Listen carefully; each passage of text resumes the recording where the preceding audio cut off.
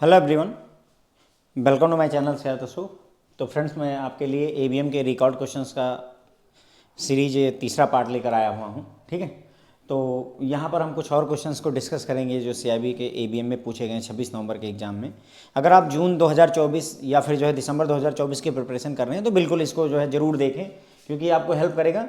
Social media पर हमारा जो है अवेलेबिलिटी यूट्यूब पर है, फेसबुक पर है, टेलीग्राम पर भी हम अवेलेबल हैं। Okay, Google play app store पर शेयर, लाइक, सब्सक्राइब वगैरह आप कर सकते हैं। ठीक है, पहला क्वेश्चन देखते हैं। क्वेश्चन पूछा गया था, which type of borrowers are primarily dealt under Indian Contract Act 1872।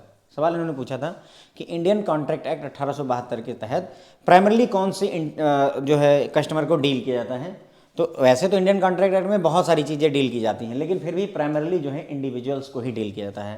Partnership को पार्टनरशिप में डील किया जाता है। ओके, इसी तरीके से एचयूएफ के लिए और हर एक के लिए अपना गवर्निंग बॉडी है, लेकिन जो है Indian Contract Act 1872 friends individuals के लिए होता है। प्राइमरली इसमें हम इंडिविजुअल कस्टमर के साथ डीलिंग करते हैं। ओके, क्वेश्चन नंबर 2 की बात करते हैं। ऐसा स्टेटमेंट दिया हुआ था, a specific stressor that reflects the perception that the demands of one's work role exceed the personal resources। अब आपसे पूछा गया था कि ये क्या चीज़ प्रदर्शित करता है। a specific stressor that reflects the perception that the demands for one's work role exceed the personal resources। तो ये क्या चीज़ है? ये फ्रेंड्स रोल ओवरलोड की डेफिनेशन है। किसकी डेफिनेशन है ये? रोल ओवरलोड की। रोल ओवरलोड, रोल एम्बिग्यूटी भी होता है, स्टैग्नेशन भी होता है, इरोजन भी होता है, लेकिन ये रोल ओवरलोड को रिप्रेजेंट करता है। अगला क्वेश्चन है क्वेश्चन नंबर 3, असेसमेंट सेंटर जो है वो किससे रिलेटेड है? असेसमेंट सेंटर हमारा एचआरएम में, ह्यूमन रिसोर्स मैनेजमेंट में किससे रिलेटेड है? ये क्वेश्चन मैंने पिछली बार करवा ही दिया था कि एचआरडी जो है वो सब पार्ट है किसका? एचआरएम का। एचआरएम एक ब्रॉडर टर्म है, एचआरएम एक ब्रॉडर टर्म है। तो इन्होंने पूछा कि जो है एचआरएम में असेसमेंट मैनेजमेंट हम किस काम में लेते हैं? तो किसी की असेसमेंट कर रहे हैं, तो क्या कर रहे हैं? परफॉर्मेंस अप्रेजल कर रहे हैं, उसका देख रहे हैं कैसी परफॉर्मेंस है, उसी चीज़ को असेस कर रहे हैं, उसी का मूल्यांकन कर रहे हैं। तो मूल्यांकन सेंटर में हम किसी की परफॉर्मेंस को मूल्यांकित करते हैं, परफॉर्मेंस अप्रेजल उसका किया जाता है। ओके, क्वेश्चन नंबर 4 देखिए। ऐसा क्वेश्चन आया हुआ था, बॉक्स बने हुए हैं, कॉन्सेप्ट दिया हुआ है, डिस्क्रिप्शन दिया हुआ है।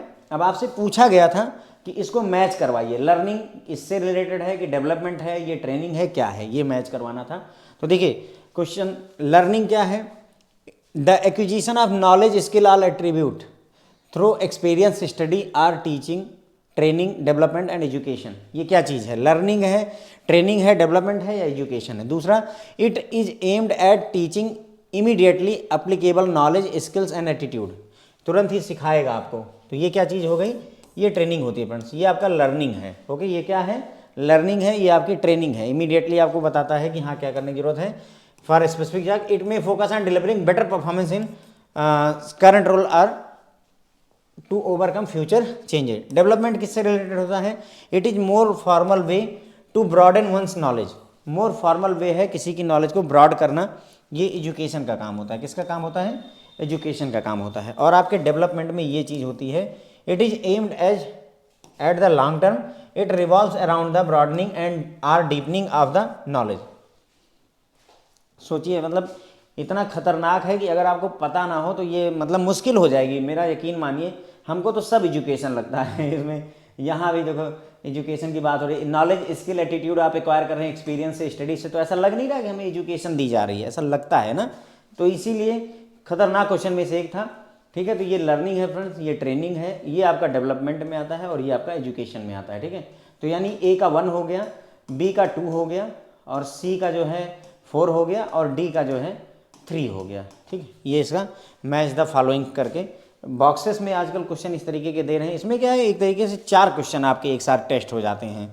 अभी एक क्वेश्चन पूछता कि ये क्या है, तो बोलता है कि या तो लर्निंग है या ट्रेनिंग है, एक आंसर देने पड़ते। यहाँ 4 क्वेश्चन एक साथ आपको जो है, ठीक है, ये क्वेश्चन नंबर 4 है। गिवन डेटा के आधार पर आपको आंसर करना था, मैंने आपको ये बता ही दिया।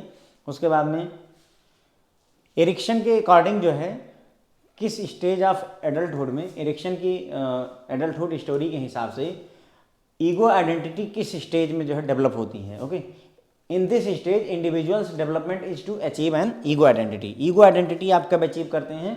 जब आप एडोलसेंस होते हैं। क्या होते हैं? जब आप एडोलसेंस स्टेट में पहुंचते हैं तो ईगो आइडेंटिटी आप जो है डेवलप करना शुरू कर देते हैं। ओके, क्वेश्चन नंबर 6 देखते हैं।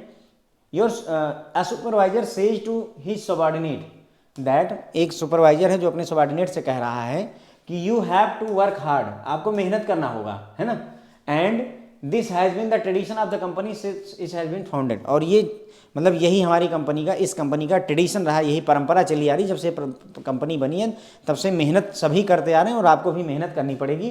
तो ये क्या चीज़ है? वैल्यू बूस्टर फंक्शन है, वैल्यू एक्सप्रेशन फंक्शन है, मोटिवेशनल फंक्शन है, या कल्चरल रीइंफोर्समेंट फंक्शन है? आपसे ये पूछा जा रहा है। तो फ्रेंड्स ये आपका वैल्यू एक्सप्रेशन फंक्शन है। ये क्या चीज़ है? वैल्यू एक्सप्रेशन फंक्शन है।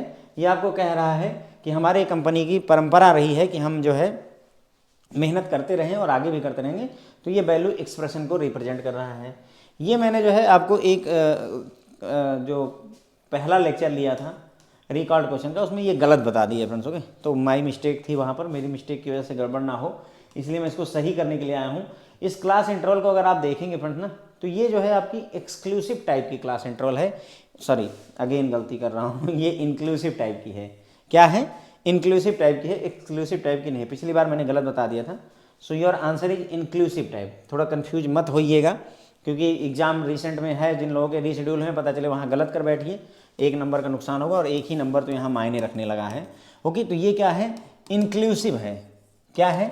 इंक्लूसिव है, इंक्लूड करके चल रहा है। देखिए 0 से 4 गए, फिर उसके अंदर 5 से 9 गए, फिर 10 से 14 गए, इस तरीके से चल रहे हैं, तो इसे इंक्लूसिव कहते हैं। ठीक है, और अगर हम 0 से 5 जाते, 5 से 10 जाते, 10 से 15, 15 से 20, 20 से 25, 25 से 30, अगर इस सीरीज में हम जा रहे हैं तो इसे हम बोलते हैं एक्सक्लूसिव। क्या बोलते हैं? एक्सक्लूसिव बोल देते हैं। ये एक्सक्लूसिव है, this one is exclusive class interval. And ये जो आपका एग्जाम में दिया हुआ है, यहाँ पर क्वेश्चन में दिया हुआ है, ये आपका इंक्लूसिव टाइप का क्लास इंटरवल है। कैसा क्लास इंटरवल है? ये वाला क्लास इंटरवल फ्रेंड्स हमारा इंक्लूसिव टाइप का क्लास इंटरवल है। तो पहले लेक्चर में पहला जो रिकॉर्ड का वीडियो है उसमें गलती हुई है, उसको माफ़ करिएगा आप हमको, और इसको सही भी कर लीजिएगा। ओके, उसके बाद में आगे बढ़ते हैं। ये इतनी लंबी चौड़ी गाथा लिखी हुई थी। A person gains power by virtue of his knowledge, skill, experience, ability, parameter and credibility. Thus the professional competence and knowledge give a person this power. The followers trust the manager's judgment, decision and directive. तो इसको क्या बोलते हैं? ये क्या चीज़ है? Expert power है, knowledge की पावर है, रिवार्ड की पावर है, या करिश्मेटिक यानी करिश्मा वाली पावर है, कोई करिश्मा हो जाए उसकी पावर है, आपको ये बताना है। ओके, तो ये पूरी कहानी जो आपकी है राम कहानी, ये एक्सपर्ट पावर है। क्या है फ्रेंड्स? ये एक्सपर्ट पावर को रिप्रेजेंट करता है। ओके, आगे बढ़ते हैं। अगर हम क्वेश्चन नंबर 9, ये भी क्वेश्चन आया हुआ था कि एक मैच है, उसमें 50 रन, मतलब 50 मैच होने, उसमें एवरेज जो है रन 25 है, यानी कुल मिलाकर के एक मैच में 50, सॉरी एक जो है टूर्नामेंट में 50 मैचेज होने हैं। जो क्रिकेटर है उसका हर मैच के पीछे औसतन 25, हर मैच के पीछे 25 वो रन बना रहा है। तो कुल रन कितने बनाएगा? हम क्या करेंगे, 50 को 25 से मल्टीप्लाई कर देंगे, तो 25 पंचे 125, 1250 रन बन जाएंगे। फिर उन्होंने कहा कि उसमें से जो 50 मैच हुए हैं, उसमें से जो शुरू के 20 मैच हैं, उसमें क्या किया, फर्स्ट 20 मैच में उसका जो एवरेज है 40 का है, यानी पहले 20 मैच में उसका 40 का एवरेज है। तो कितना हो जाएगा? 800 रन हो जाएगा। ओके, तो 20 मैच में उसने कितना बनाया? 800 रन बनाया। और 50 ओवर में, 50 मैच में कितना बनाया था? 1250 बनाया था। तो अगर 50 में 1250 है, 20 में आपका 800 है, तो अगर हम इसको जो है 30 में, बाकी जो 30 बचे हुए हैं, अगर यहाँ पर हम चाहें तो हमें क्या करना पड़ेगा? 1250 में से 800 घटा देना होगा। तो कितना बचा फ्रेंड्स हमारा? 450। यानी कि बाकी के 30 ओवर में उसने कितने रन बनाए हैं टोटल? 450 रन। कितने रन बनाए हैं? 450 रन। तो 30 ओवर में अगर 30 मैच में अगर आपके 450 रन हैं, तो एक मतलब जो है मैच में आपका 15 रन का औसत बनेगा। कितने का बनेगा? 15 रन का। तो यहाँ अगर हम औसत लिखना चाहें तो ये 15 होगा। जैसे यहाँ 25 फिल हुआ है, यहाँ 40, वैसे यहाँ 15 फिल हो जाएगा। यही आपसे पूछा था, ये विदाउट ऑप्शन क्वेश्चन आया हुआ था, ठीक है। तो मेरे ख्याल से कोई ज़्यादा डिफिकल्टी नहीं है, समझ में आ ही गया होगा। देखिए कुल 50 मैच होने थे, 25 का एवरेज चल रहा था, तो जो बैट्समैन है उसने 1250 रन बना दिए।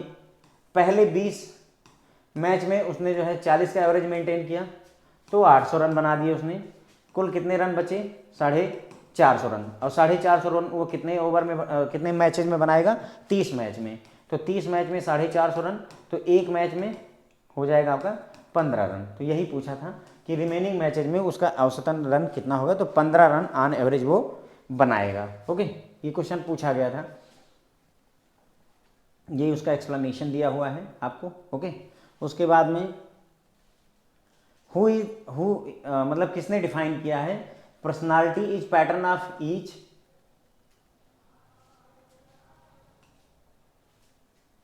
यहाँ पर ये कुछ मिसिंग है। Personality is pattern of each trait है या कुछ ऐसा लिखा हुआ है वहाँ पे।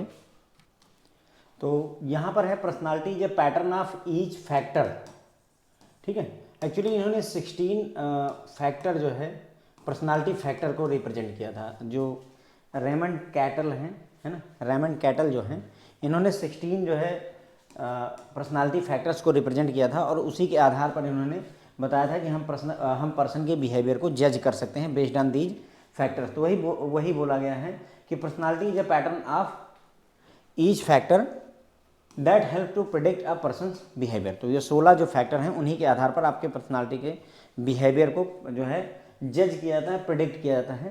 तो ये बात किसने डिफाइन की थी? ये बात किसने कही थी? रेमंड कैटल ने कही थी। किसने कही थी? रेमंड कैटल ने कही थी। ठीक है फ्रेंड, बस मेरे ख्याल से इसी के साथ हमारा लेक्चर यहीं पर ख़त्म होता है। होप है फ्रेंड्स आपको ये पसंद आएगा। तो अगर आपको पसंद आता है लाइक वगैरह कर सकते हैं। हमारा नया बैच जो है जनवरी में स्टार्ट हो जाएगा। ओके, जनवरी 2024 से नया बैच स्टार्ट कर दिया जाएगा, ठीक है। उसमें जनवरी 2024 में जो बैच होगा उसमें लाइव क्लासेस भी होंगी, और प्लस जो है रिकॉर्डेड सेशन भी होंगे दोनों, ठीक है।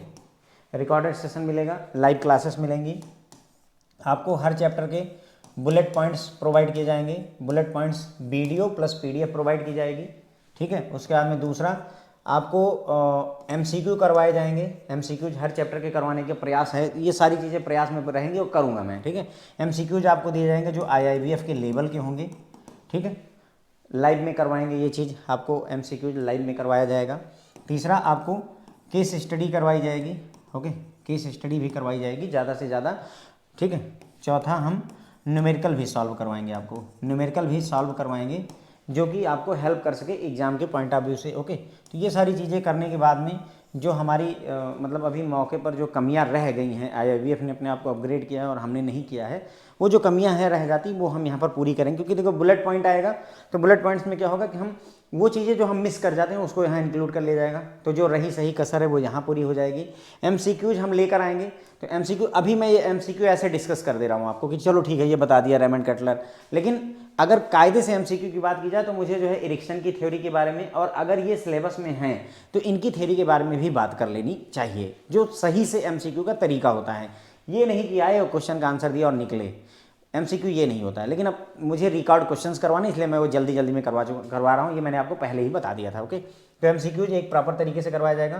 केस स्टडी आपको करवाई जाएंगी जो भी अवेलेबल है हमारे पास में या जो बन सकती हैं, ठीक है, उसको भी, और न्यूमेरिकल्स आपको करवाए जाएंगे, ठीक है। Major thrust, major focus BFM पर रहेगा, ठीक है, क्योंकि सबसे ज़्यादा जो चीज़ डिस्टर्ब कर रही है हर स्टूडेंट को, हर कैंडिडेट को, हर हमारे मित्र को, वो BFM कर रही है। तो मेजर थ्रस्ट जो है हम BFM पर देंगे, क्योंकि मेरे ख्याल से शायद सभी पेपर पास हो जाना आसान है। ऐसा लगता है ना कि 60% मेहनत जो है BFM में, और बाकी के 40% में ये सारे के सारे पेपर जो है पास हो जाने की स्थिति है।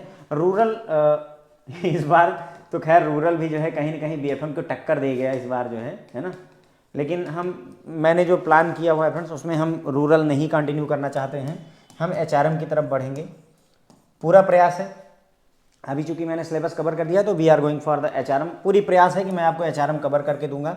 बहुत मोटी किताब है, लेकिन चलो मोटी है तो क्या हुआ, एडजस्ट किया जाएगा, मैनेज किया जाएगा। इस बुक को भी आपको अरेंज करके देंगे ताकि जो है, क्योंकि उसमें नंबर जो है 65-70 65-70 मार्क्स बन जा रहे हैं, इवन IT में भी बन जा रहे हैं, ठीक है। लेकिन ना तो रूरल बैंकिंग ना सेंट्रल बैंकिंग, ये दोनों रूल आ रहे हैं, और सबसे ज़्यादा रिस्क मैनेजमेंट भी रूल आता है, लेकिन ज़्यादा लोग लेते नहीं हैं, ज़्यादातर लोग रूरल बैंकिंग लेते हैं, और वहाँ पास होने के जो है बड़े परेशानियाँ चल रही हैं। तो रूरल बैंकिंग को ड्रॉप करते हैं, देखते हैं HRM की तरफ चल करके। ये हैं मेरे कुछ सर्टन प्लान्स जो आपको डेफिनेटली फ़ायदा करेंगे, आई बिलीव, है ना।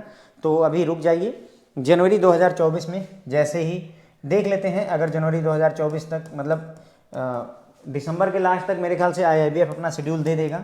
अगर IIBF अपना शेड्यूल लॉन्च कर देता है फ्रेंड, तो उसी समय हम उसी के अकॉर्डिंग इस बार सोच रहे हैं कि जो एग्ज़ाम डेट वाली ही जो है आपको एग्ज़ाम डेट तक अवेलेबल रहने वाला कोर्स अवेलेबल करवाया जाए। साल और 6 महीने और 3 महीने का फंडा ही ख़त्म कर देंगे।